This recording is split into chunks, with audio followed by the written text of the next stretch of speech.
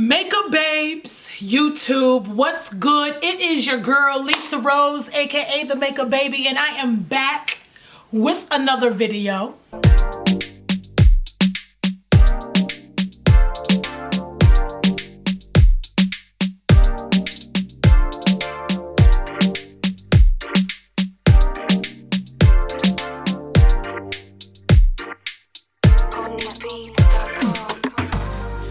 Alright, ladies and gentlemen, let's get through the disclaimer and all of the business, the nitty gritty, so I can go ahead and jump on into this look for you guys, okay? So, if you're not subscribed to the channel, subscribe to the family. I don't know what you are doing, okay?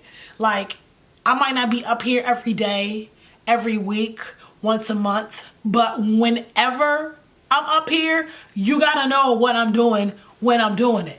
So go ahead and click that subscribe button.